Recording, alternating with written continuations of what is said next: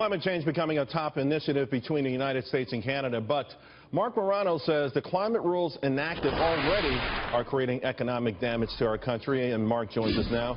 You know, Marc, it's interesting. We just had this conversation. Here you have two economies, particularly Canada's, heavily invested in natural resources, particularly fossil fuels. It's suffering badly, and yet the top priority is climate change. What do you make of that?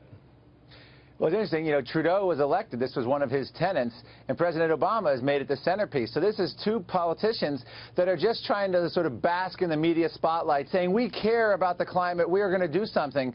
Meanwhile, as you mentioned, Canada, you know, the Obama administration will not approve the Keystone Pipeline, which could be argued is actually, if you care about climate change, good thing for climate change, because if you're worried about the climate change impact, because the impact would be much lower because you'd be getting off coal and other sources of oil. Same with fracking. Obama administration is going after fracking, and they've already shut down hundreds of coal plants and many more closures.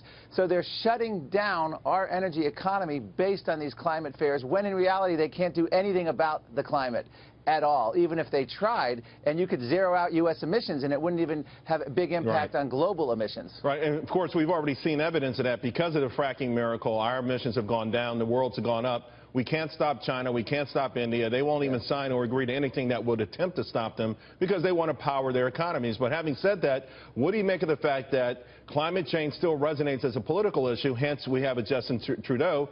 And, you know, both politicians on the Democratic side are sort of on this climate change bandwagon. Well, they're playing to their party's base on the Democratic Party. On the Republican side, there's no concern. And if you look broadly just at public opinion polls, Gallup has found there's the least concern among global warming among Americans since 1989, when they started asking the question of is there fear about global warming. So the American public, by and large, does not care. In fact, a survey came out, 63% of Americans are represented by skeptics in Congress.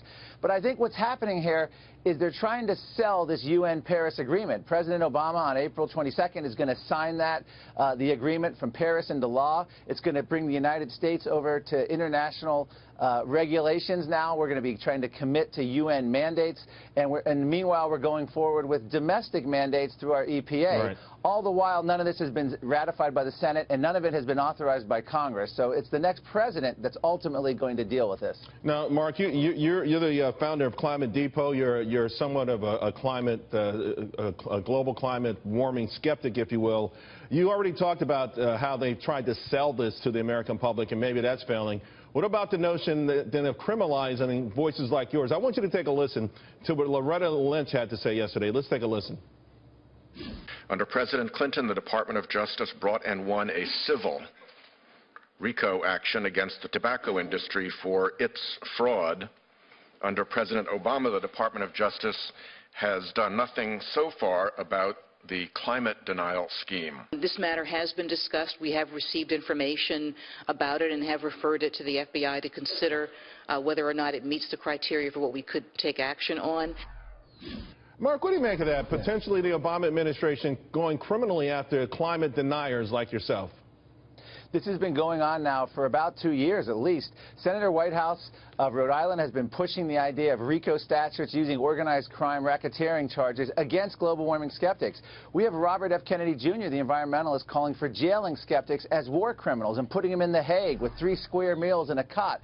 It's all an effort to suppress dissent, to stop any kind of debate from going on. Actually, I have a film coming out, Climate Hustle, May 2nd, which actually details and shows the climate establishment comparing global warming skeptics to Holocaust deniers. It's all an attempt to silence the debate because they want to go forward with these policies. They want to actually sidestep any science and go right to centralized planning. And that's what this whole argument has been about. The UN has admitted their goal is wealth redistribution, that it doesn't have anything to do with environmental policy. Wow. And that's where we're headed. That's going to be very expensive. They've already asked the second and third world nations, hey, don't grow your economies. In the meantime, we'll make it up to you. They promised them billions and billions of dollars. I guess they get that from us. So not only will the cost of living go through the roof, but we're going to have to pay a tax so that the rest of the world doesn't try to develop their economies. What if a Democrat is elected? Either one.